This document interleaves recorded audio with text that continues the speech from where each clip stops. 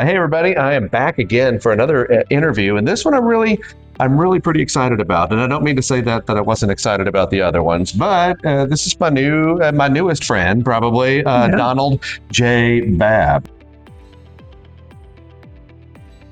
You're right inside of CMH, and we're going to talk a lot about that. But introduce yourself for me. Like, if you were in charge of introducing yourself, what would you say? Well, I'm happy to be here. Number one, my name is Donald J. Babb.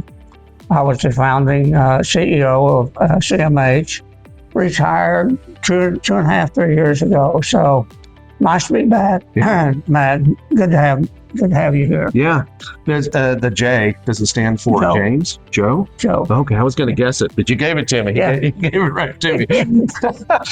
So we're in CMH, right in the lobby here, and the administration office is right here. Your beautiful portrait, is that a Stevens portrait right there? Yes. Mark Stevens was my first interview. And Mark's a great guy. Yeah, we have to say that. We're recording. But you got a great picture there. Is this part of the original hospital? No. Where was the original for the folks that maybe know? Well, it was, if you go down the hallway to that lobby area down there, that was the original entrance. Yeah. This was added, I think we added this in 78.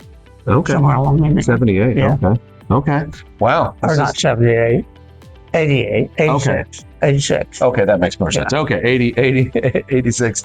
But this is, what do you feel when you come here? I know this is old hat for you. You've been in and out of that, but I don't know. Is there kind of an emotional reaction to see what it is? And I've already known you for just a little bit. You're not one to take all the credit or anything like that, but there's got to be a really cool sense of pride. Oh, a tremendous amount of pride. When I drive in, I look at the campus and I think, how fortunate I was to be able to, to plan and do the growth, the escalation of the healthcare environment and the tower that's going up. We worked on that for about 5-6 years and finally got it to a place where Mike took over and just continued with that.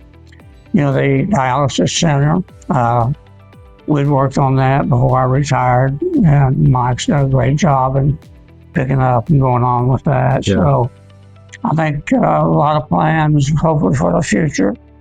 Bolivar is a unique community. I really didn't know much about Bolivar when I came here, and I found a lot of great people, friendly community, kind of like West Piney's where I grew up. Okay, good, yeah. And, it's just nice to come in and, you saw all the people I know, and it's nice to see those people again and remember the good times we had and the great employees we had. Yeah.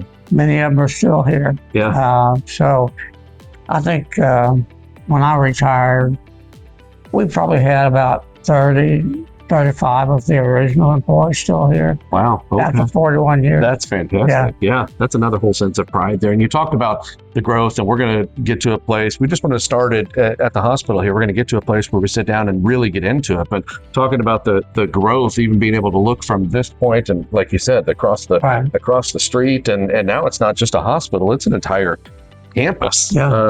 Well, and then we have all the other places, long-term care and all the surrounding communities.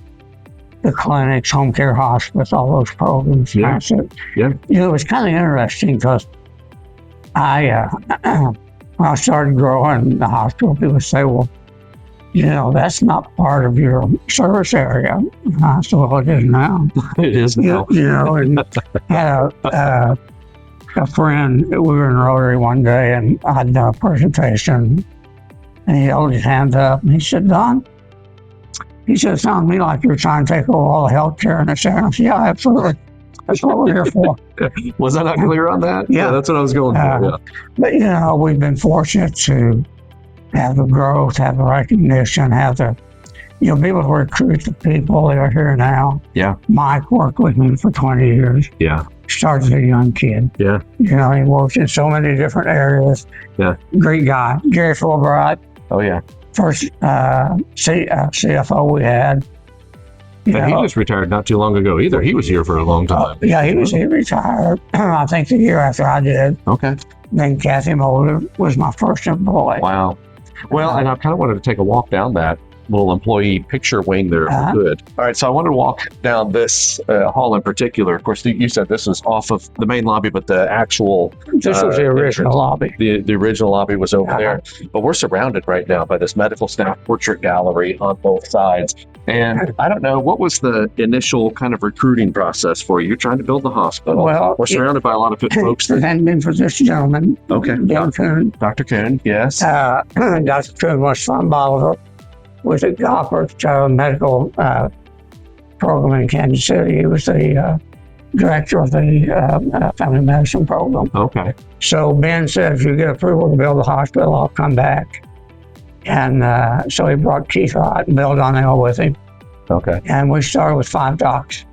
And, I have somewhere around, I don't know, 150 or so now. Yeah, that's amazing, right? This is also why Dr. Kuhn's picture is an 11 by 13 and everybody else is an 8 by 10. Right. Isn't that right? Correct. Isn't that right? Yeah, because it's foundational, right? But well, there's a little little plaque here for him. Yeah, but it's almost like seeing one of those family trees where you see the tree branches off of here, and not only the physicians that you're talking about, but the specialties that you've been able to have because of those physicians and staff. You have your board of directors right down here as well. I don't know, talk about maybe the importance of the board of directors, and not just the current ones, but what did that look like originally? Well, we had a great board. Carrie Douglas was in chair. We had Norman Presley. Okay. We had Farrell Wayne Scott, Dr. Joe Shelton. I think that's. So they were original board members. They were original board members. Okay. Yeah. Dick Magnuson. I got to do one of these with Kerry Douglas, and he talks fondly about the hospital and about you. And so, I know that he's a proud supporter of CMH as well, but also a friend of yours. Very good friend. And Reverend Charlie Pence, excuse me, was the original board member. Dick replaced him. Okay. But Charlie was the minister of First Methodist Church. Okay. Here in Bolivar. Okay. Well, good. So I just think it's neat, and you can kind of, even as you look back, just see all of these pictures, and those pictures represent people, and those people represent progress and healthcare, all the growth you had, and you can just imagine what this wall's going to look like as you continue to. Oh my, yeah. Well, there'll be a nice display area in the new addition. Yeah. Okay. When I think about the board, the current board, great. Devoted, committed individuals. Yeah. That do an outstanding job. It's been nice to work with them. I still serve on the foundation board, and so we meet together once a month through the hospital foundation. And great people. You know, when I think about the future of the hospital, and I look at that, and I think they're young people with a lot of energy that want to see the growth continue. Yeah. I made a comment at the BTC Gala that, I've gone through some illness since I retired, a lot of surgery. Yeah. And, I made a comment, most all these people I recruited, I've seen, right. You're also, so I know they're good. Patient. They do a great job. Yeah, that's good. So it's an honor just to walk down the hallway. Oh, man.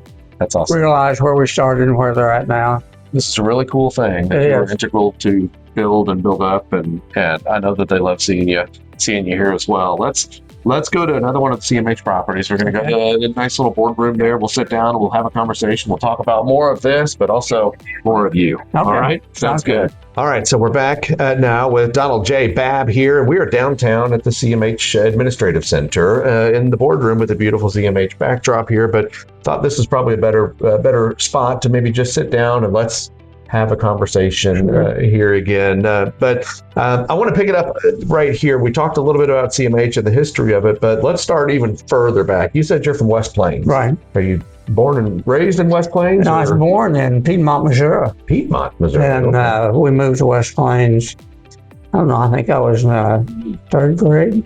Okay. And so I finished all my schooling there. And my wife is also from West Plains. Okay. Do y'all still have family? I have a sister and nieces and nephews there. My parents are passed.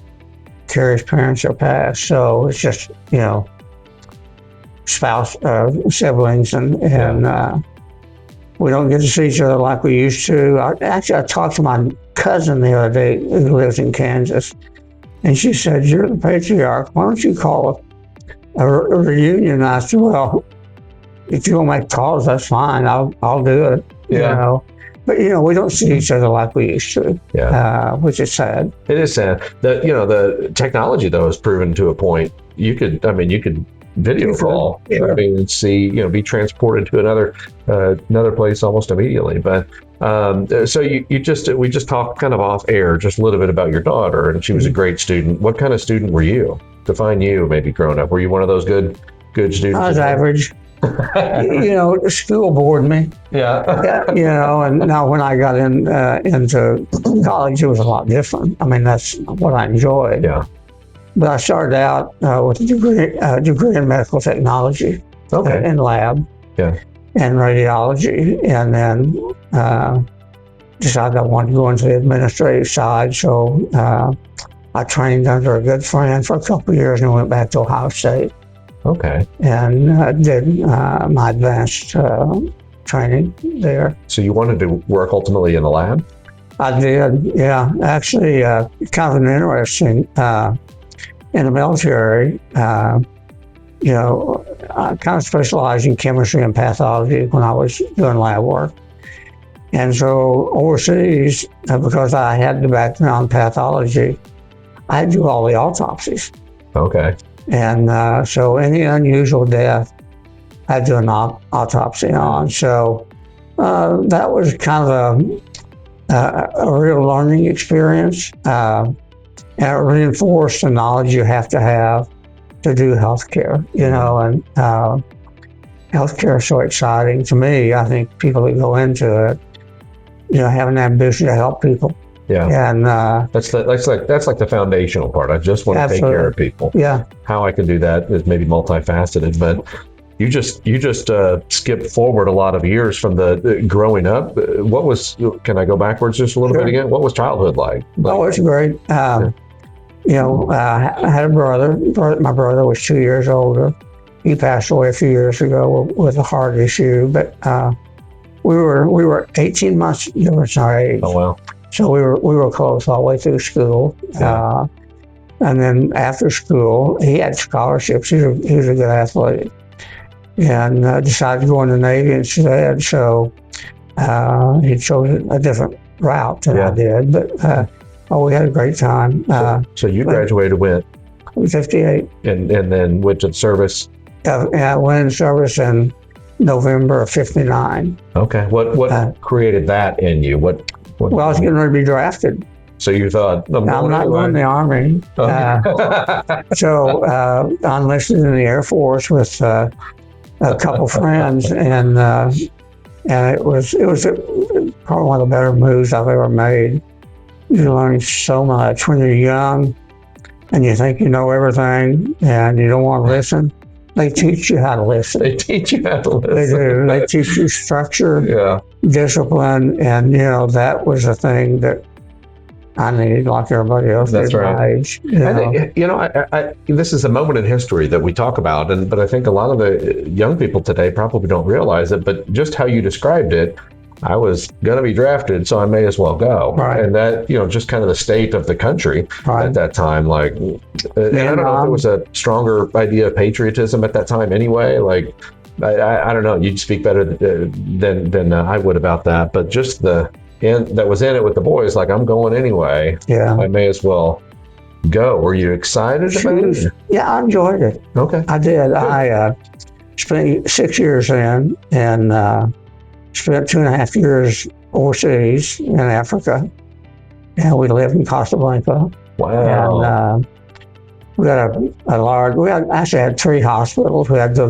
big hospital there at Nocera Air Base in Casablanca, and we had a smaller hospital out on the edge of the Sahara. Yeah. And we had a remote site up in the Atlas Mountains. And so, you kind of rotate into those areas. But wow.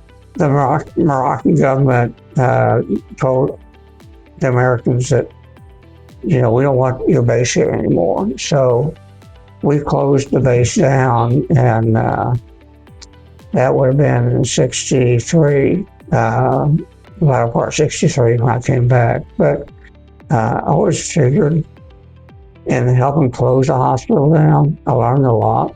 Yeah. And I always wanted to build one from the ground up. But, back then, they weren't building new hospitals. Yeah.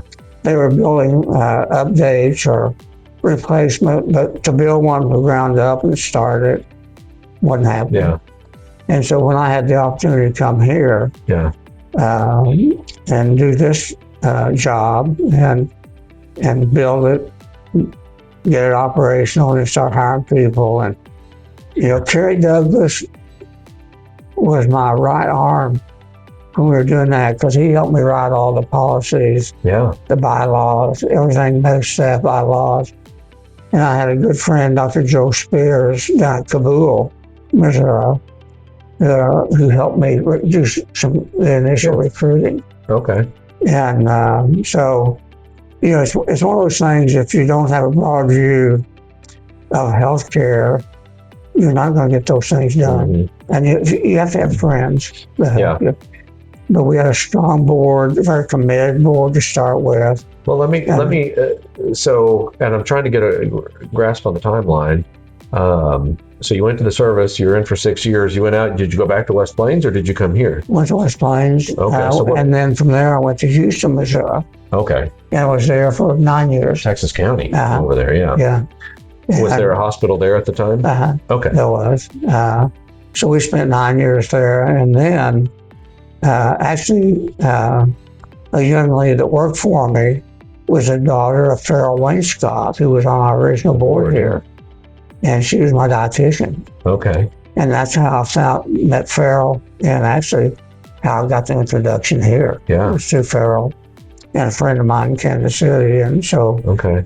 Were you married at the time? Oh, yes. So when did you get married? Were you in the service? Carrie and I, yes. I was in the military. I came home. Came home out of boot camp, and we decided we'd get married. And then I went to Biloxi, Mississippi for just a few months, and then she came down the end of my tour there before I went up to Whiteman. Okay. Air Force Base. Yeah. So, were you guys high school sweethearts then, or okay? Yeah. And then you went to boot camp. You came back and said we may as well get married. Yeah. Right. Okay. So, how would you describe Carrie? Oh, beautiful lady. Her father was a school principal. Okay. And and she had a lot of those family traits like that. Very hardworking, dedicated, focused on, family more than anything, and kids. And Joe, our son, was born in 60. And, so we had Joe when we went overseas. Interestingly enough, when I went over, I was there probably 3 months before she got to come over. And she flew from St. Louis to New York to Paris to Casablanca. Wow. And so on the flight from Paris to Casablanca, they had a bomb fell on a plane. So they took them back into Orly Field there in Paris, deplaned them, went through the luggage, took everything out, didn't find anything, put it all back in, put them back on the same plane. And she flew on down to Casablanca. Yeah. I didn't know where she was because, they didn't have portable phones back then. And she was still in Paris. Yeah. You weren't able to track her or anything like that. So I finally went to military. There was kind of a headquarters on there. And so they kind of helped me track her down. And so she and Joe got into Casablanca a day and a half after they were supposed to. Wow. And so the plane landed, and I stood there and waited for her to get out. She was the last person off the plane. I thought she missed it again. But we had a great time. We had, over there you could afford to have a maid. You could afford to do have a person do your lawn. Wow. Cost you $2 a day. $2 a day to live there? Mm-hmm. Wow. Well, for the housekeeper, and she would cook meals, clean. Wow. The lady that cleaned for us was pregnant in the first year that we were there, and she told Carrie, she said, "I'm gonna have my baby tomorrow."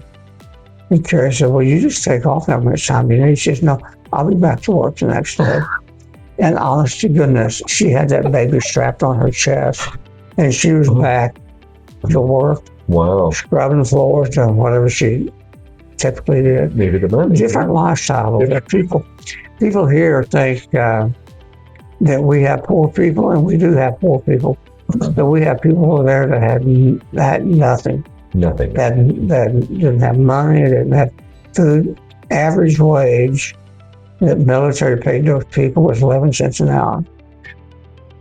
Wow. You know, so Wow. it was interesting. I in my spare time over there, I managed the 2 military theaters, one downtown in Costa Blanca and the one on base. And then I'm peddling cars on the sideline. Yeah. I wanted to talk about that too, but well, I had made friends with some of the locals there, and so they'd fix the cars up for me and I'd sell them. Because a GI could buy a car there, but if it wasn't shipped in by the Americans to Morocco, then you couldn't bring it back. okay. So I just resell them to GIs coming in. It's quite a gig there. Oh, it was interesting. We had a good time. I bet. You got into car racing. That was later though. Were you racing over there? No, also? no. Okay. You just always had kind of a love for the cars. I love cars. Okay. Yeah, and I think that's my uncles. I had a couple of them that really had an interest in cars, and I'd go with them anywhere they'd let me go. Yeah. You know, and learn what I could about cars, and that's where the racing came in. And of course, as a kid growing up, you kind of like to race. Yeah, sure. You know, and that just was a stronger push for me. And so when I got out, and after I'd been out for, I think in 72, 73 is when I started racing. Okay. And so we raced dirt, asphalt, raced all over the country. Wow. American Speed Association, and asphalt cars, and a lot of dirt cars. And I had, I work a lot with Terry Phillips now. Yeah. And Rex McCroskey, Gene Snyder and I owned that operation. Rex drove for us, and just we've had a lot of good drivers. Yeah. I'm a little bit competitive, and those guys are real competitive. Yeah.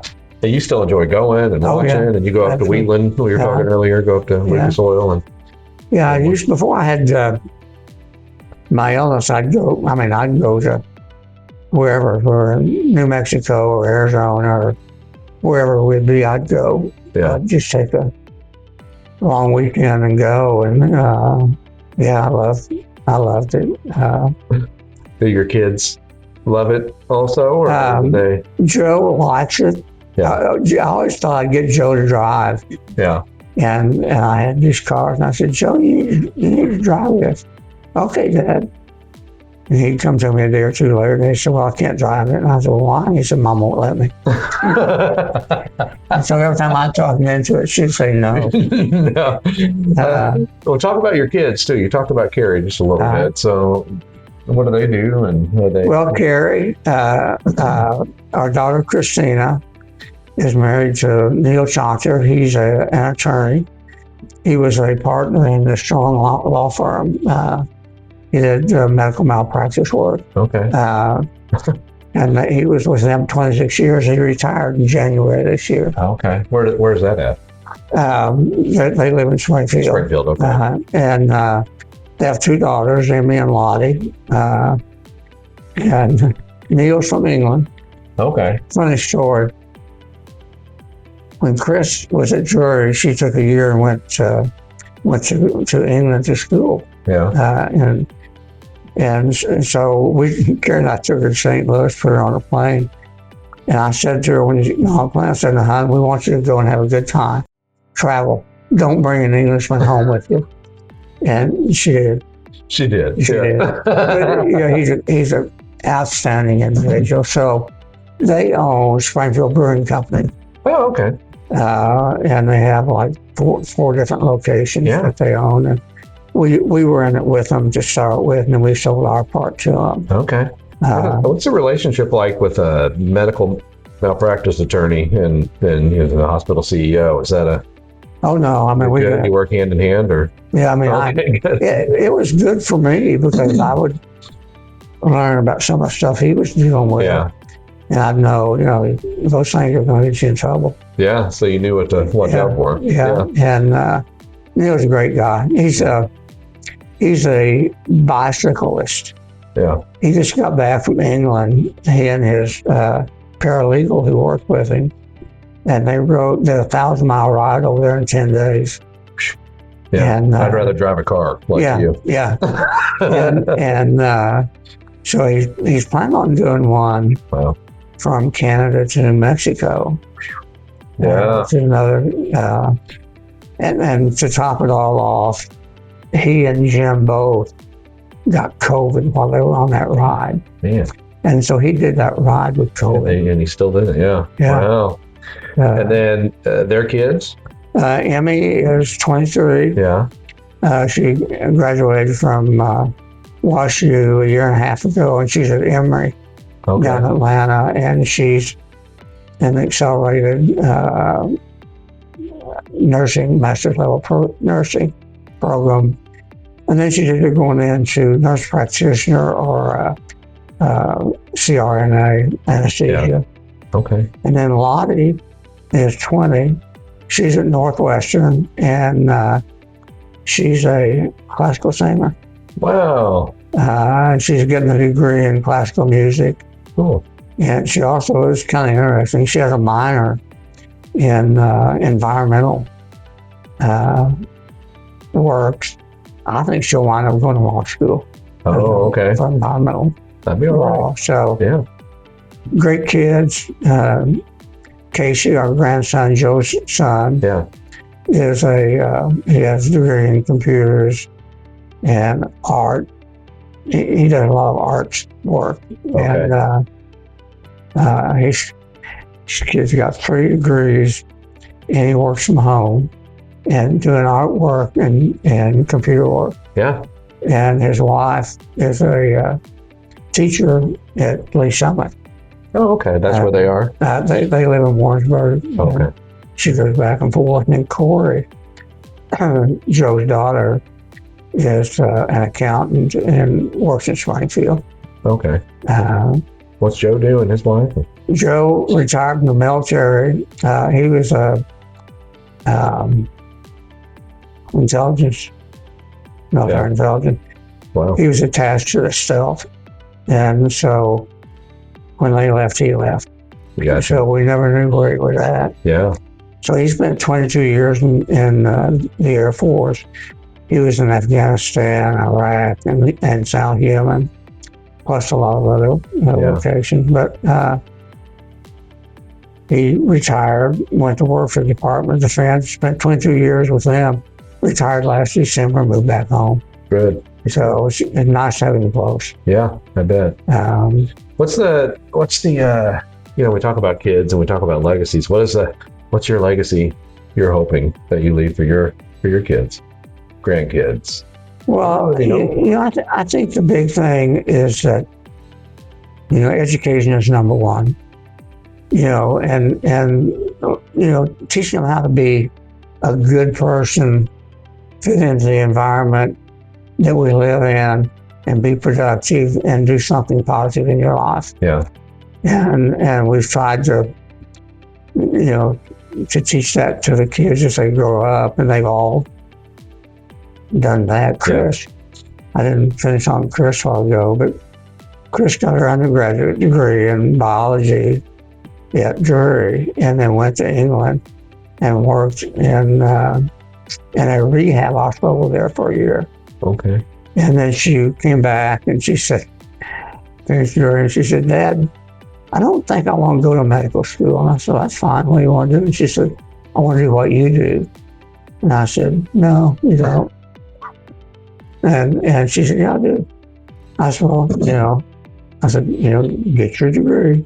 So she got her master's in healthcare administration and finance. And then she went to PT school. Wow.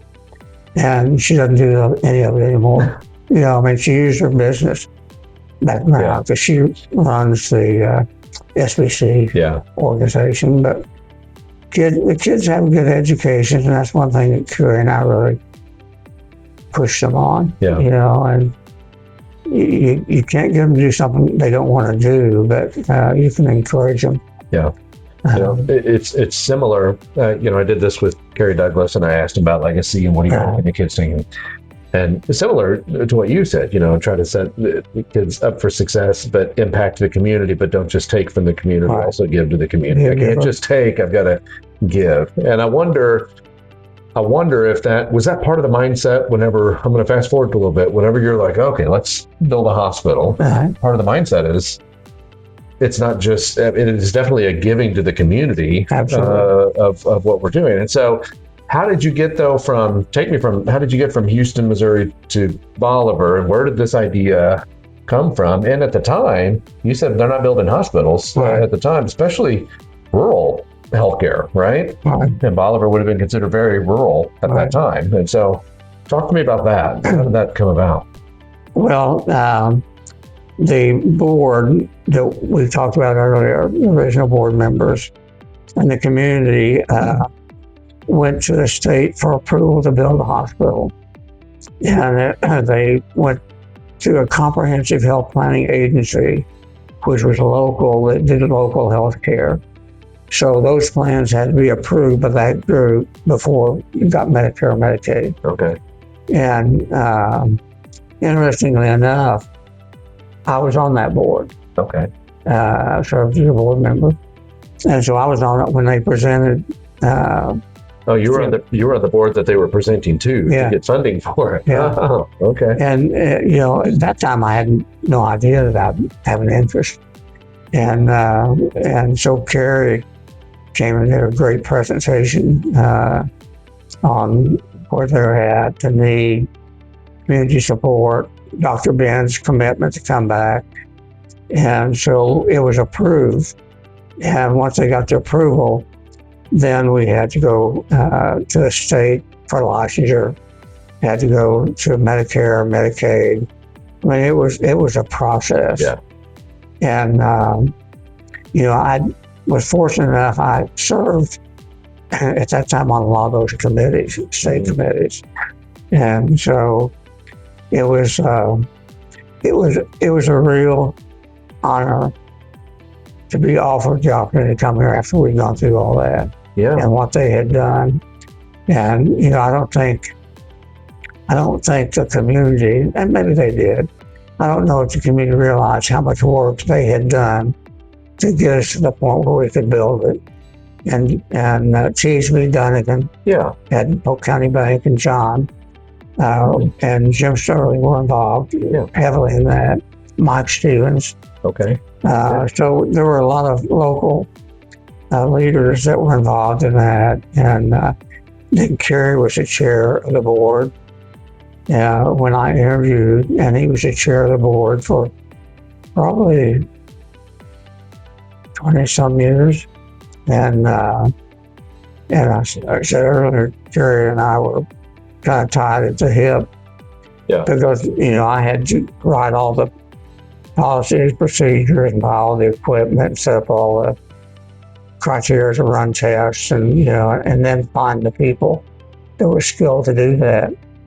And so Kerry was my legal expert on bylaws, med staff, stuff like that. Yeah.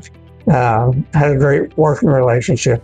Have a lot of respect for Kerry, his commitment, his knowledge, and the time that he gave to the community for us to do what we were doing. Yeah. But the other board members were as well. Yeah. Wayne Wilson was so very active. Charlie Pence, Reverend Pence was. Farrell took care of the Polk County area. Okay. Norman did all the work on Pleasant Hope, Brighton, all that area down in the south.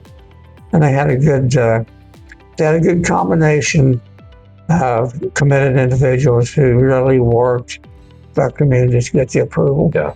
Because we had a hospital up at Humansville at that time. Oh, I didn't know that. And it, and of course, we didn't think the state would approve it because of that, but then they closed the same year. I think we got our approval. Oh, wow. And the whole hospital's still there. Okay. I bet I've seen, I think I probably know which building you're talking Yeah, about. it was a residential care center after that. Yeah. So, a lot of local history and politics. You had to do The land, is it true the Dunnigan brothers donated the land where the They hospital did is? 20 acres. Is that where the actual hospital is, or is that across the street where all the new? No, it's where the hospital is. Okay. And then where the clinics are on the corner just south of the hospital. That was some more land that we got from the Dunnigans and built those. Built a residential care facility. And then we bought, there was a big house across the street from the hospital entrance. We bought that. Bought the house that Carrie used to live in. Yeah. Across the highway. And I think there were like 11 acres there. And then I bought Dunnigan junkyard. Okay. And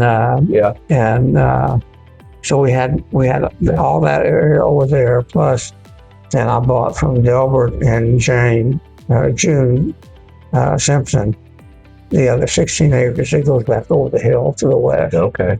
And then, then I started looking at nursing homes and wound up with 6 nursing homes, residential care, independent living, clinics. I think we have 30 or 40 clinics. I think we had 35, something when I retired. What's it like? I don't know if there's anything to it or not, but what's it like on the grand opening of a hospital? Like, what's it like on day one when you open the doors? Is there? Does everything go well? Do you remember that day? I do remember it. In fact, our first patient in the ER was an older gentleman that had fallen off his ladder and broke his hip. Wow. That was the first patient? That was the first patient. Did he get like a ribbon or a sticker or something? No, he was glad we were here. He just wanted a better hip. Yeah. Interestingly, as you can imagine, politically, there were a few people against the hospital. It'll never be anything but a first aid station, And so, interesting, one of the people who was the most vocal about not wanting the hospital here was one of our first patients admitted to the hospital. So, and then we grew. I mean, even like the person that broke their hip. You didn't have a surgeon at the time, or did you? We did have. Yeah. Oh, you did have a surgeon on the first day. Okay, so they were able to take care of that. Right. Okay. And then we had Dr. Matthews from Humansville, Dr. Sawyer from Buffalo, and we had Dr. Ben, Dr. Bill, and Dr. Keith. And then Ben brought 2 more of his residents in the next year. Yeah. The GOPR program. So we started growing our staff slowly at first. One of the first things that we struggled with a little bit was finding the professional people we needed. Yeah. Like the lab, radiology, PT, those type of people. Because we were so new, no one knew much about us. Right. And when you walk away from a job that's paying you good money, taking on a job that could not be here, and then once we kind of got our feet on the ground, we started expanding and growing, and so we had 97 full-time employees when I opened the hospital, and I think when I left we had 2,500 plus. Wow. Wasn't that at the time, and this is 1980? 81. 81. At the time, I guess SBU was maybe the largest employer? Absolutely. And then would CMH have been the second largest at that time? Probably the school. public school, system. Okay. Yeah. and then the hospital. Yeah. But we were fortunate enough. We started making money, a profit, in our first operation. Wow. And I contributed a lot of that to Gary Fulbright. Always kid Gary, he probably has the first penny he made somewhere stashed away. Makes a good CFO, though, right? He's a great CFO. Just a great individual who, actually, he was working for Bell Telephone in St. Louis. Oh, okay. When he came back for an interview. And so Kathy was my first employee. Gary was second, and Russell Payne, who was our facilities manager, was the third. Okay. And had a great team to work with, and they were committed. Yeah, that's great. Russell was teaching. He was a shop teacher at Wablo, I believe it was. And Kathy was a school teacher, business school teacher. Yeah. And Gary was with Bell Telephone. So had people, you had to train all of them because none of them were healthcare. Well, that's right. And so we had Bear Church and Dobson, who are our accountants, and Dick Donaldson, who is our CPA from BKND that oversaw our operations. Mm-hmm. Helped to train Gary to the healthcare environment. And of course, Gary, in my opinion, Gary's probably one of the best you'll ever have.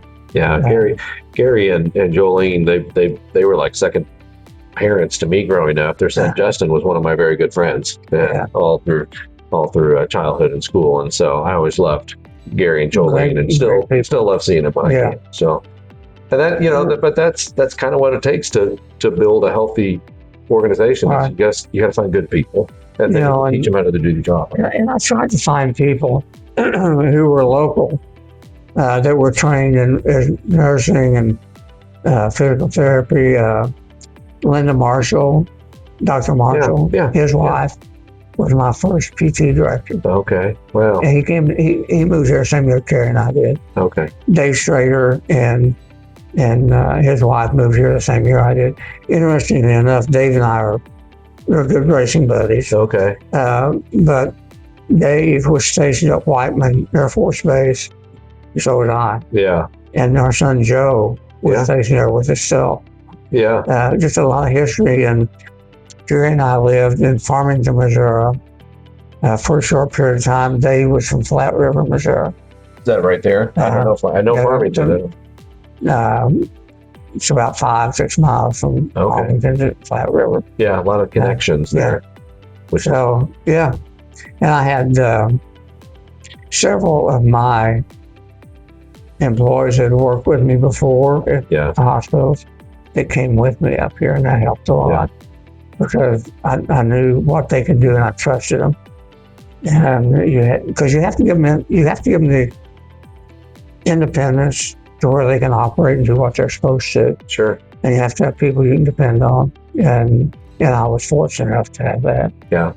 Do you remember you were talking about hiring, and I assume over the course of years, CMH became this well-respected, they're not going anywhere. Right. In fact, they're going the other direction. They're growing. Right.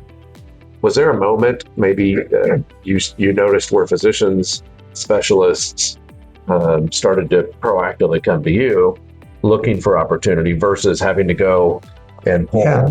Well, I did a lot of recruiting, physician recruiting from start until I retired. And so I had a lot of contacts that helped me. They'd say, well, you need to talk to so-and-so. Yeah. And so from about 84 on forward, we had the ability to recruit the people we needed. Yeah. And that's a good place to be there. I know that, I don't have to say his name, but I'm a good friend with one of your surgeons over there, and he had an opportunity to go to Cox or CMH, and he was really hoping he would wind up at CMA. She said, I want to go. I didn't want to go to the Cox. I wanted to be here. And I think that's probably the mentality of a lot of the folks that are here. Yeah, like, this is the culture and the community that I want to invest in and practice in, and you've helped provide that. Well, you know, and they being the physicians not only took exceptional care of the patients, but they supported what we did. Mm-hmm. And, you know, they were involved in the decision making to grow the hospital and do the things we did. You know, I bought and employed the first physician in '85. Okay. And we bought the clinic over in Stockton. Oh. And Dr. Butcher and then Dr. Matthews were the first two. And then we just kept growing, you know, but you know, it was difficult back at that period of time for a physician to be independent and be able to pay his bills. Yeah. And so, you know, we employed them, guaranteed him a salary. We took care of all the operations. All they had to do was practice medicine. Right. And that worked out great. We were the first hospital in the state to have a rural health clinic. Oh, wow. I didn't know that. Yeah. And so, you know, we were first in a lot of things. And you kind of forget some of that as you go along. Yeah. But, you know, it's just, you know, I always knew what I wanted to do because I had a plan on how I wanted to grow. But we grew faster and even in a broader sense than what I had hoped we would do. Yeah. That's amazing.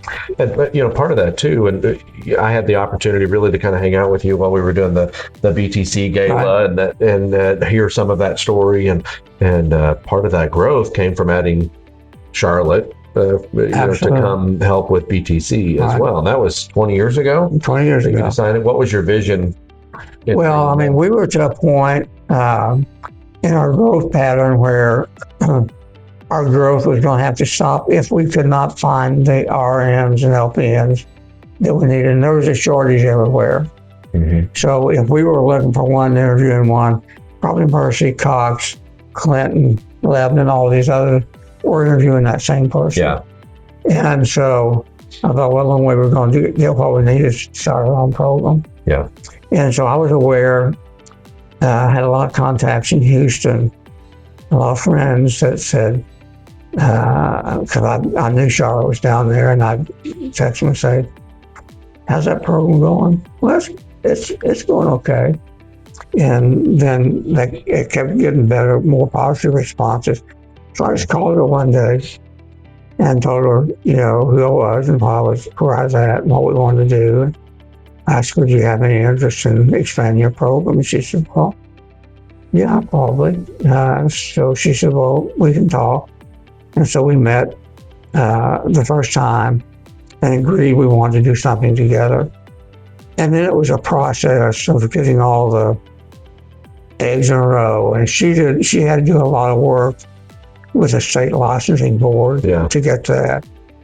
Because at that time, SBU was thinking about starting their program. Oh, yeah.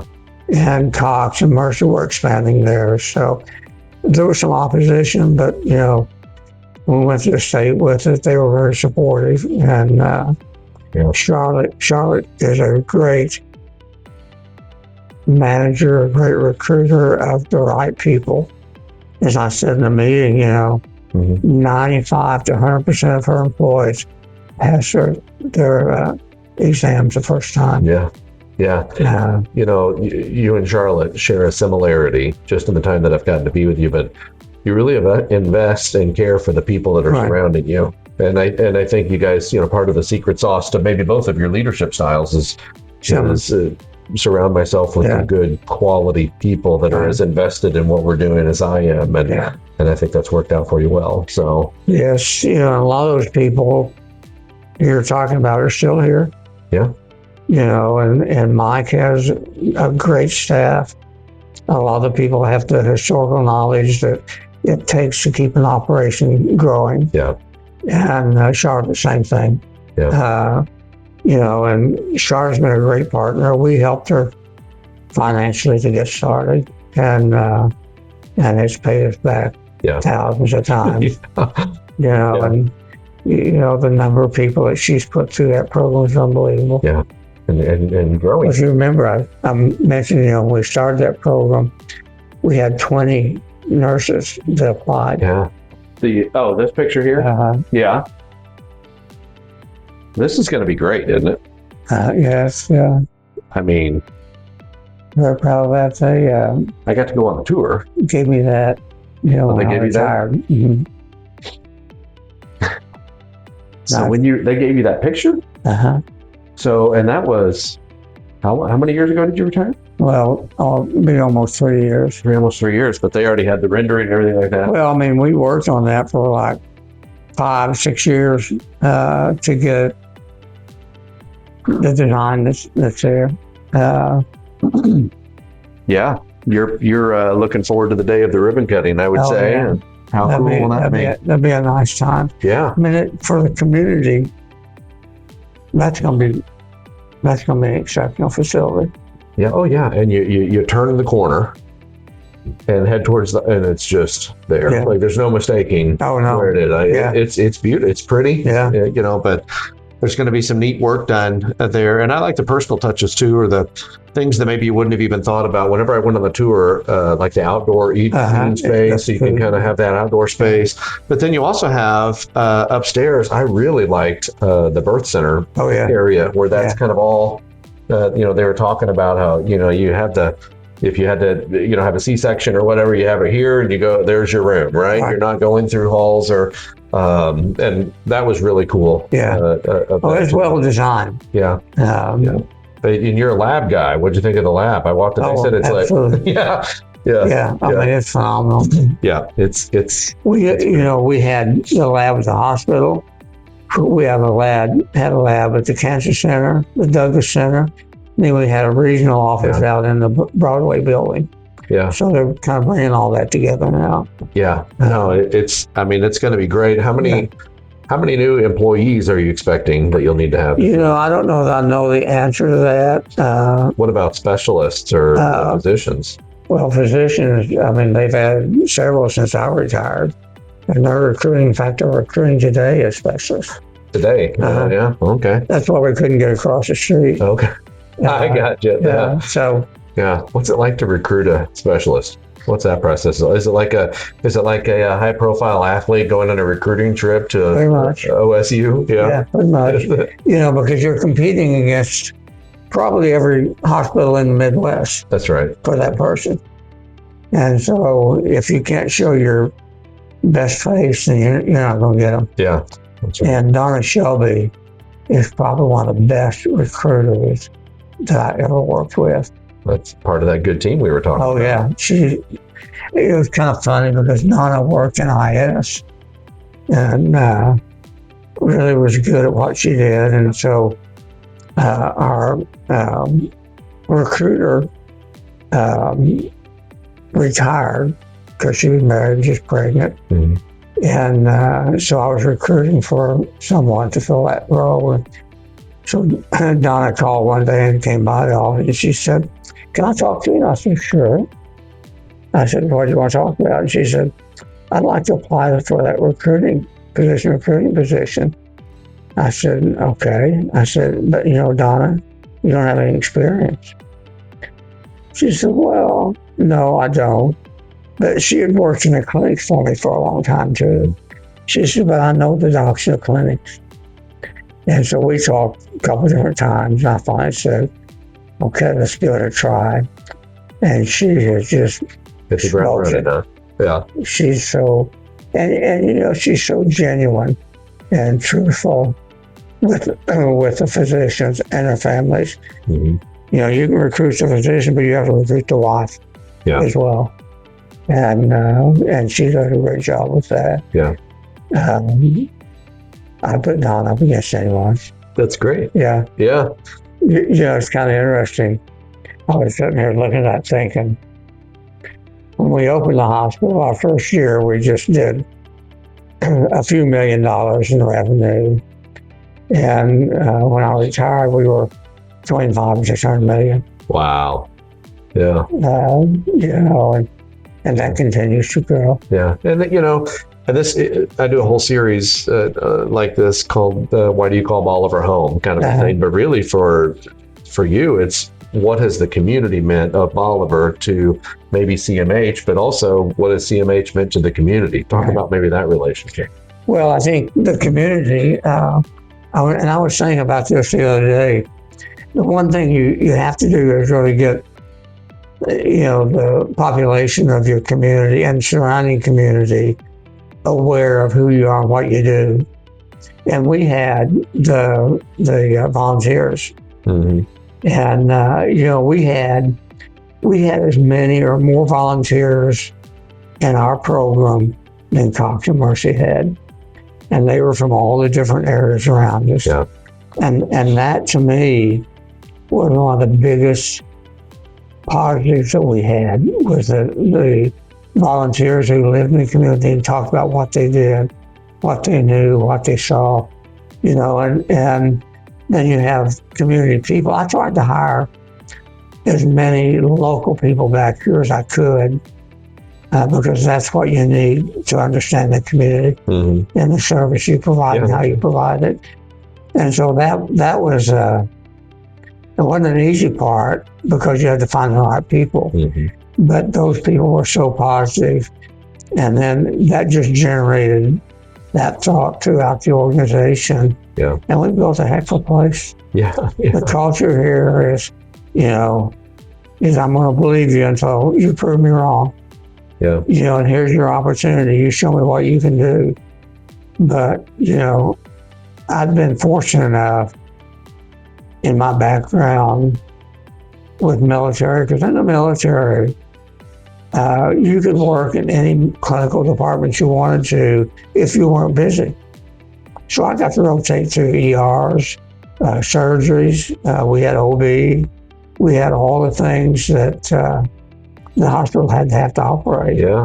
And so that was a huge plus for me, just from the knowledge standpoint, and understanding exactly what I needed to about those departments. And, and we hired some really exceptional people. Some of them you hate to see retire, but we all get to that point. Yeah. And, but they've replaced them with really good people as well. That's what I was going to ask you next. Was it retiring bittersweet? Was it time? Were you ready? Were you anxious? How was that? I've done this since 68 or 69. Yeah. And so I had a long tenure at it. And I was getting tired. Yeah. And of course, the family tried to get me to retire several years before. Right. But, on this project, I want to make sure that we got that done.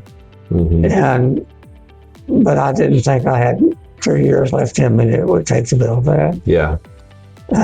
So I retired, not because I didn't like my work, it's because physically I was putting in 16, 18 hours a day. Yeah. And you can't do that all your life. No. And Carrie had gone through colon cancer and breast cancer twice. Wow. So I want to make sure we had time together. Yeah. That perspective word again, we were talking about earlier. Your perspective kind of changes like that too. So we celebrated 65 years last year. Okay, congratulations. Yeah, thank you. When's your anniversary? November 2nd. Okay, I put you on the spot. You nailed it. November 2nd. So you're coming up on 66 years. Any, did you do something special for the 65 or? Oh, not really. I mean, we spent it with the kids. We had a place out in Tucson. We went out there for a few days, and but I just bought her some stuff, stuff that I thought she would like. Yeah. And, so. What do you all do together for fun? Actually, everything we do it together, and most of the time when we travel, we sold our place in Arizona last year. and so we don't go out there anymore. But when Joe was living in Omaha, we'd go out there.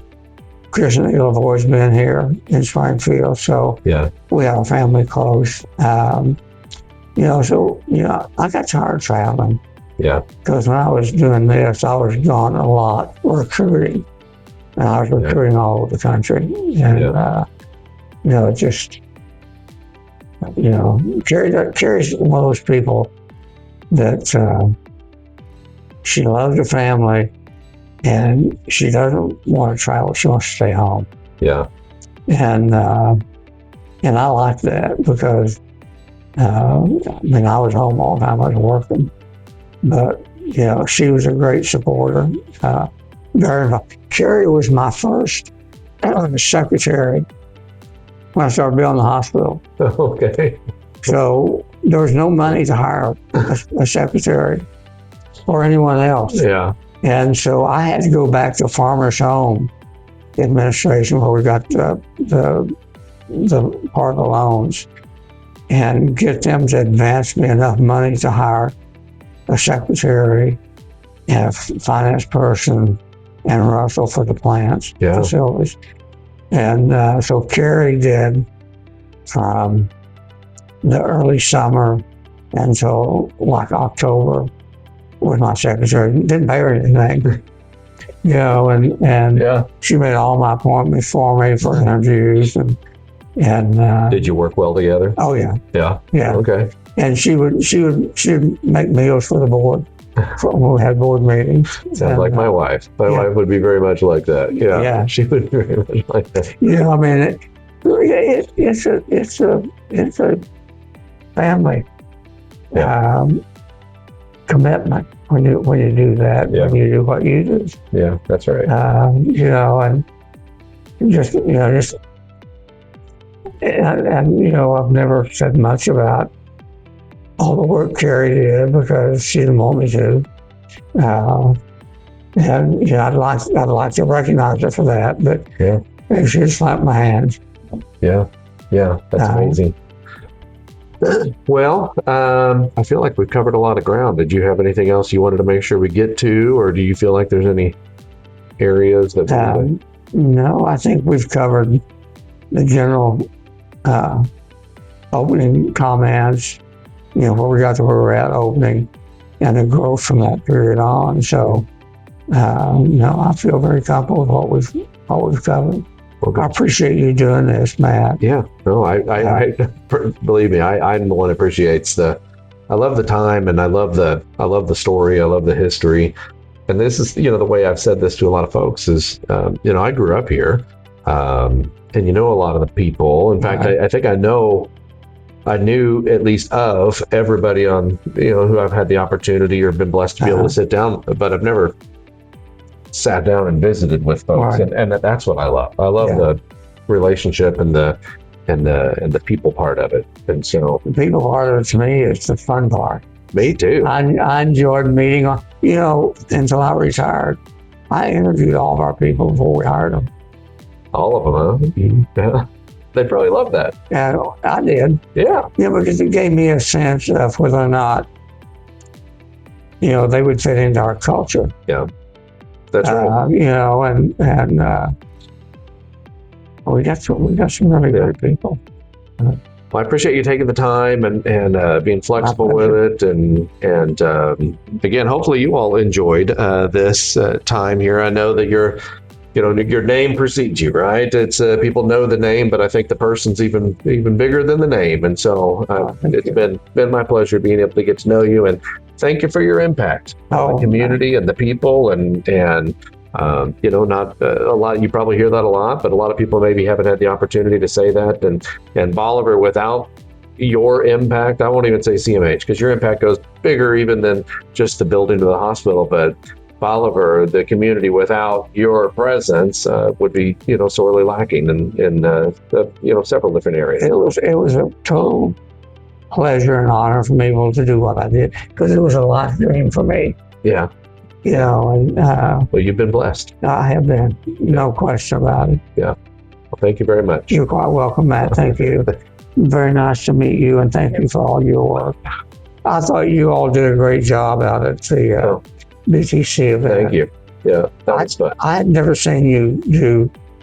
I'd seen you in your interviews on Yeah. Facebook, but I'd never seen you interact, and you do a fantastic job with that. That's my favorite part. Well, you've got a great sense of humor to bring things out It's good. and make them, Thank you. very rewarding for the people who are there. Right. Yeah. Yeah. I want to have fun with some folks, and I think most people do also.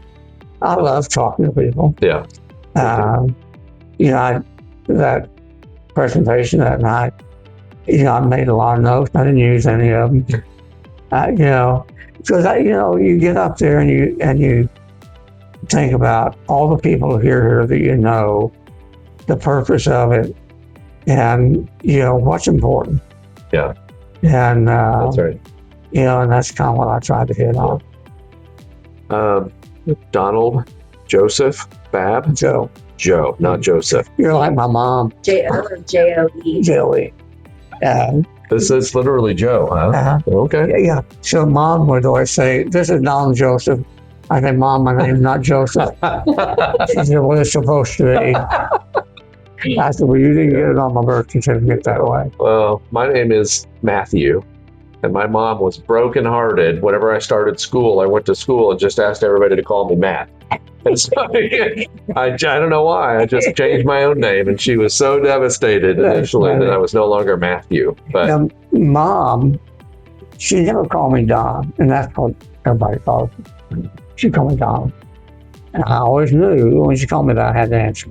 yeah, that's And she was, my mother was really a hard worker. She, during World War II, she worked in a small arms factory in St. Louis. Got out, went to beauty school, and became a hairstylist here in St. Louis, and she had a big shop. And so Bob and I, my parents were divorced. okay. And so Bob and I lived with our grandparents until I was about 8. But we'd go to St. Louis in the summer and spend with Mom. And she and her brothers lived together. And her aunt owned the house they lived in. Okay. And Bob and I would walk down the street to the beauty shop every day. It was 5 o'clock. And we knew that Mom made tips, and she always kept her tip money in her white jacket that she wore. And so we'd raid her pockets. So we got all her tips.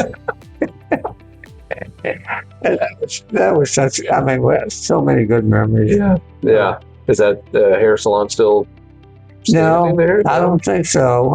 Taken down in the name of progress. Yeah, it was in the central part of St. Louis at that time. But it was fun. Those ladies that worked there were kind of like family. Yeah. And that's how she met my stepdad. Was through one of her friends that she worked with. Yeah. They had come back from World War II and just glad to be home. Yeah. I bet. Yeah. Well. Interesting. And I could never get my dad to talk to me about it. He didn't want to talk about it. Yeah. That's fairly common, wasn't it? Yeah, I think so. So he had a Foot Locker. Yeah. And it had 2 locks on it. And I kept saying, "Oh, can I see what's in there?" "No, you don't need to see it." And Bob and I stayed after him forever. And so one day we picked the locks. And so Going through pockets and picking locks. yeah. You can do a lot of things. I knew where the keys were. And so what was in there was a lot of German Army. Like he had a couple pistols, a rifle, had a German officer's uniform, and had the holes in it. Wow. Those were things they weren't supposed to be able to bring back with them, but I don't know how he got them there. But then somebody sold them. Oh. So it was just, I just wanted to hear the history. Yeah, I love that. he was his division was the one that captured the eagle's nest, Everest Mountain. Really? Yeah, have pictures of Dad and a lot of his friends sitting on Hitler's board table drinking the wine. Those are priceless. Yeah, Wow. Yeah, I love the history of it. I mean, of course, I didn't know what was going on. Yeah. I remember Mom taking us to movies, and they'd show these pictures of the airplane fighters, and it just scared me to death. Mm. I mean, I ducked down behind the seat in front of her so I didn't have to watch them. Wow. I mean, they were that real. Yeah. It was a tough time. It was a very tough time. And then, of course, with Vietnam, when that happened, Yeah. there was no gratitude shown to the people who came back, No, that's a shame. unfortunately. Yeah, that's a shame. My son is in the Army, and he's 25, and he's in North Carolina right now. Okay. And he and his wife just had our first grandbaby. Oh, congratulations. Thanks. So they were here, and then he's 2 months old now. They had to go back to North Carolina. So it's nice that you get to be near your kids. Oh, it's fun. Yeah. And to watch your grandkids grow, I think. I look at Carrie got one of these revolving video. Yeah, like a digital picture frame. And so I think she's got like 700 or 800 pictures on it. And we just sat there at night and you just watch them. And you watch the kids grow, Yeah. and think, oh my goodness, Yeah. how time goes by. Oh, yeah. Yeah. I asked my granddad one day, he lived to be 90, he would have been 99 in a couple months before he passed away. And I asked him one day, we were talking, I said, Grandpa, I said, what do you remember most about your life? Because you've seen people go to the moon, you've seen computers, you've seen all the things that we have now. And he said, how fast time goes by. You don't. Yeah. That's a lesson you learn much too late. It is. Fortunately, we don't get that earlier, so we can value the time. It's always one of those. And that, to be candid, that's another reason why I enjoy having these conversations, because it's with my mom, not knowing me. It's one of those. There's things that come up on a regular basis. It seems like I can't ask her anymore. Right. She doesn't know, but she would have. And too often we think too late to say, I wish I would have asked him this, or I wish I would have heard him talk about that. And so that's another reason why I really love capturing these moments. They're important for communities. Yeah. My mother, it was a family, it was 6 kids, 3 boys and 3 girls. And all of her, 2 of her brothers served in the military. One was president of Bethlehem Steel. And so they didn't take him because of the job he had. Oh. And Mom and her sister would get together, and I've never heard so many women laugh, just constantly telling stories about each other growing up. Yeah. And I would say something, well, did you know so-and-so? And they looked at me and say, well, no. Where'd you hear that? And well, Grandpa. I said, Grandpa and I used to talk all the time.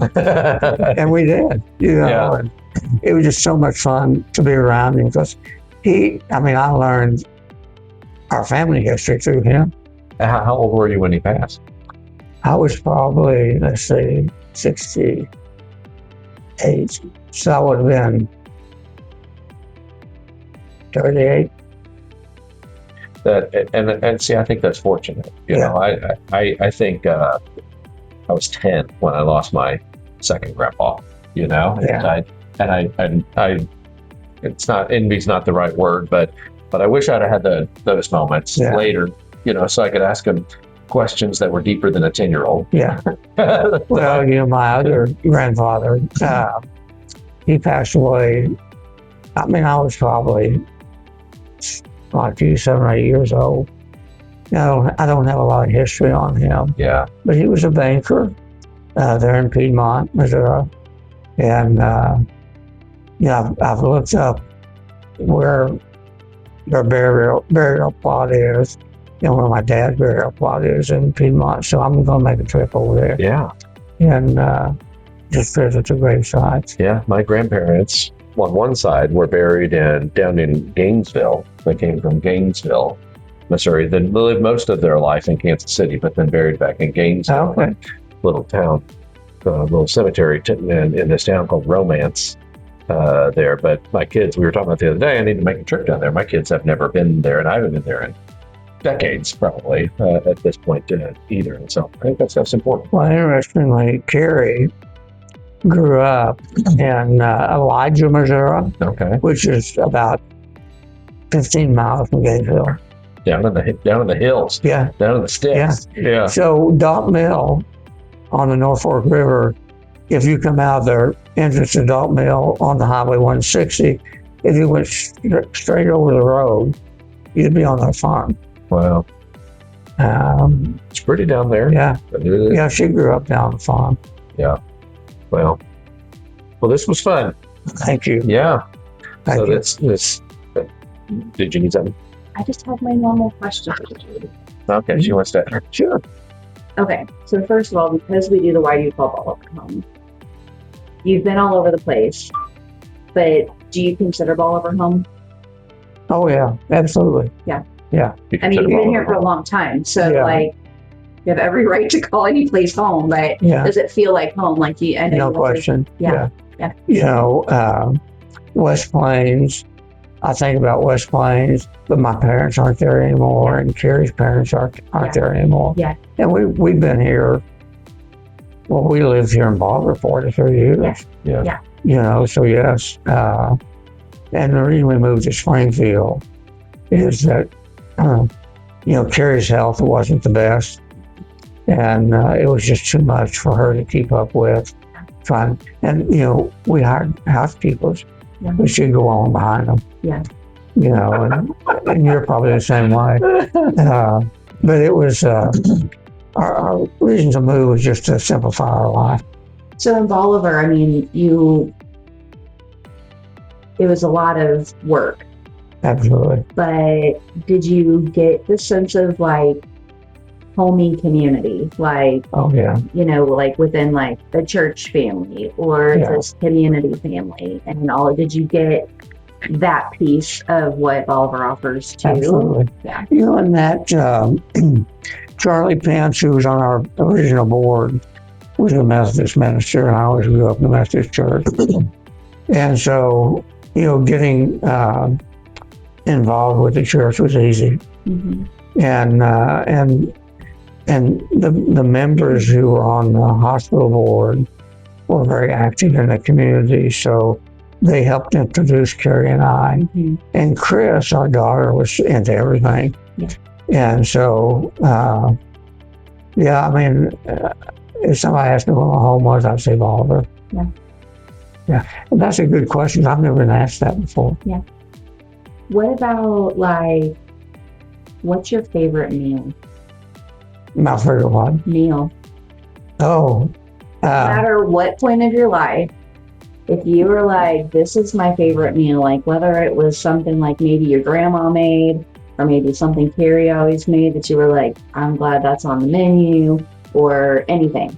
Doesn't matter. well, you know, it used Or to be. Africa, whatever. Yeah, well, we used to have kush, which was an African dish that Carrie made, and still makes it once in a while. And that's rice, chicken or beef, and veggies, and it's in a steam pot. Okay.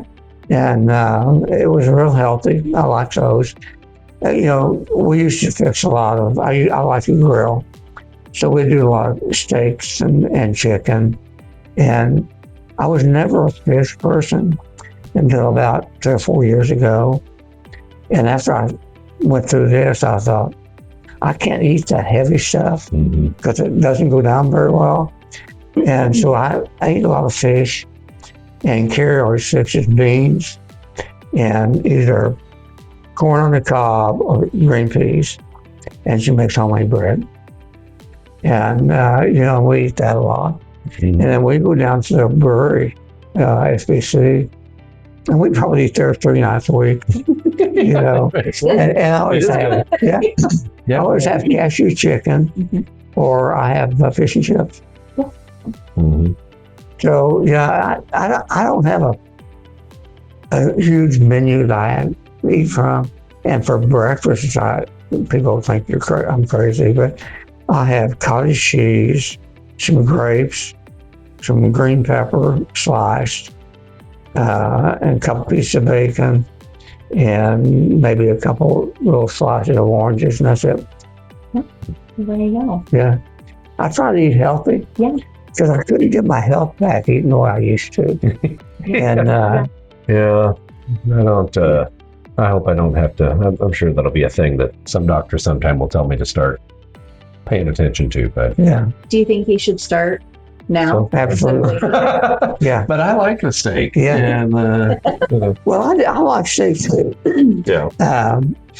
But once I got started on the other meals, I actually think I felt better. Yeah. Fish. I love fish. We eat a lot of, we get a lot of fish through Mama Jean's. Mm-hmm. They're in Springfield Fresh. They fly it in every week. Really? So salmon, 3 or 4 different kinds of white fish that Carrie gets. And we'll have we'll share sweet potato or something like that along with the other stuff. But yeah, I think you train yourself to eat the way you need to, and you feel the difference. I put probably 20 pounds back on, but I eat a lot every day. Like I'm talking, I haven't put any weight on since then. No. Yeah. Do you like the Green Ghost over there at the brewing company? I like the new Gold. Oh, okay. The lighter beer. Yeah. And Neil, being from England, he knows beer inside and out. Yeah. And then they started their distillery. Yeah. Making the spirits. Yeah. Yeah. Good stuff. Saw that. I think Jeff is selling some of it across the road in the hospital. Oh, really? Okay. I've never been a drinker, I'll drink beer once in a while. Very seldom have a mixed drink. But if I do, and that's a funny story, my mother and her sister, when they get together, they always had a couple martinis. And I used to think, how do you drink those things? And so Mom fixed me one day, and I kind of like them. Yeah. And so I'll have a martini, I don't know, once a month, once every 2 months. Yeah. Just sometimes it's more about that memory trigger. Absolutely. And yeah. And I didn't know my mother drank. and so that's why they were giggly. So. Yeah. You're absolutely right. I used to say, well, where do you want me to get your gin or vodka at? Because I knew they'd drink some. And they used to have so much fun. And my one aunt lived in Kansas, and my mom's younger sister lived in St. Louis. And so when they got together, it was a party. Yeah, I bet. They just had a great time. Mom's younger sister was only probably 12, 13 years older than me. Mm-hmm. And, growing up as a kid, I thought she was my sister. Yeah. I didn't know the difference. You were with your grandparents. Yes. Yeah. So I just, we were always really close. I had a close family. Well, what's your favorite color? Blue. Blue and red. Blue and red. Mm-hmm. Like Kansas Jayhawks? Yeah, rock top. Ohio State. We're Kansas fans. I knew for I was on to you. Did you see that? Yeah. I really like, which I guess maybe that's the nurturer in me. Like I like to know like who somebody is, like who are you versus like what do you or did you do, right. Yeah. There's always two sides of a person. Yeah. It's nice not to know more than just the face-to-face when you're working together, but to know their background, their history on. Yeah. Because you like to recognize people, or I do, and you do the same thing. Yeah. Is if you know a little more about them, then you can make that, that appreciation more personal. Well, you really saw where you used to have like that man worker hat outside of the home, and then you would have that man husband dad hat inside of the home. And now you've really been able to, you've gone through it where now it just kept getting closer and closer. And now you've seen where people that you were hiring or even who you are, really it kind of became. Yes, it always makes me feel good when I can walk in the hospital and, people greet me, because I really enjoyed what they did and appreciated everything they did. And I tell them that, and I just, I just want to be a good leader for them. And, I don't know, I just feel great when I get around them. Yeah. Well, because at the end of the day, that's the part that matters most. That's the legacy part. You know, I think it was Maya Angelou that said, people will forget what you said and people forget what you did, but they'll never forget how you made them feel. That's right. And I know that as we were setting up this time to be able to just meet with you, they were all, speaking of you with this great admiration. Not that, oh man, we got to make sure we're on point because Don Babb's coming into town. No, it was, so far, I haven't met anybody that has a bad word to say about you. Well, I'm sure you can. I'll keep asking, but I haven't found one. Oh, you're going to find some. But this has been, just really, really cool. And not only an interview, but, I have a new friend out of this too. I appreciate that. I feel the same way. That's good. I feel the same way. Yeah. You all are great at what you do. You make a good pair working together. She's the best. Yeah. I agree. You remind me a lot of Carrie in my relation, because she'll know what I'm thinking. Yeah.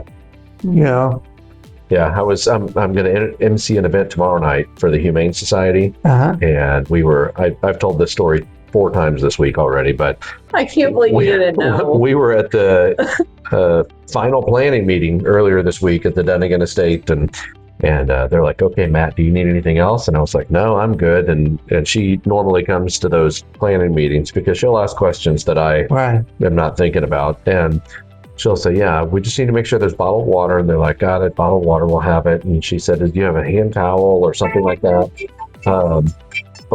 you get that? No. Okay. But she said, do you have a hand towel, something like that he can have at his chair to wipe his sweat with? And I looked at her and I thought, where did that question come from? And I typically, have something there all the time. She said, you have no idea what I do behind the scenes to make sure you look good there. But I give her a ton of credit for that. You'll appreciate this too. We were talking about Mark Stevens. And I use Mark Stevens, because I keynote conferences and I'll go travel and keynote. And I have a story about Mark Stevens in one of those keynotes that I use. And I went to, go hang out with him at his new house that he built. And I said, Mark, man, I said, you are one of one, I think. One that can build a house like this. It's amazing. It's a great house. But 2, all of the artwork is a Stevens picture. It's one of his pictures throughout the house and from all over the world. And we passed this one picture. It was a long, narrow picture, kind of like the one out there in the hallway. And it's this flock of birds that are going in front of the ocean on a beach. And I said, tell me about this picture. And he said, well, Susie and I were in Acapulco and we were at a resort. And every night after supper, we'd get on the 4-wheeler and ride down the beach. And I always had my camera with me. And Mark said one night we were on the beach and we saw these seagulls there. And he said, whoa, I want to capture this, and it's neat to hear a creative like Mark talk about what he sees versus what I would see. And I said, well, I know you're a great photographer, but how'd you get him to pose like that? Right? How'd you get him? And he said, what you don't see is that I had the camera set up and Susie's on the 4-wheeler and Susie's driving the 4-wheeler on the other side of the beach and spooking the birds and they'd fly across and didn't get it. So Susie would drive around to the other side and spook the birds and they'd fly back this way. And he said, it took 3 or 4 times, but this is the picture that I got. He said, my name is on the picture, but Susie made it happen. And that's how I feel about my wife and I. And it sounds like that's exactly how you feel about Carrie. Absolutely. And I think when you find that, You found the partner. That's the thing, You right? found the partner. That's the thing. So You know, I like so many different things, and Carrie is like that as well. You know, since she's gone through all of her health issues over the years, you know, she doesn't go with me as much as she used to. yeah. But you know, she'd go to races with me. I'd say, "Well, what'd you think of racing?" Was dirty, dirty. I said, "Well, that's racing." Yeah. That's racing. I said, "That car has 900 horsepower." Yeah. Yeah. That means Is that a lot? yeah, yeah. Is that a lot? Yeah, your car has probably 200. Right.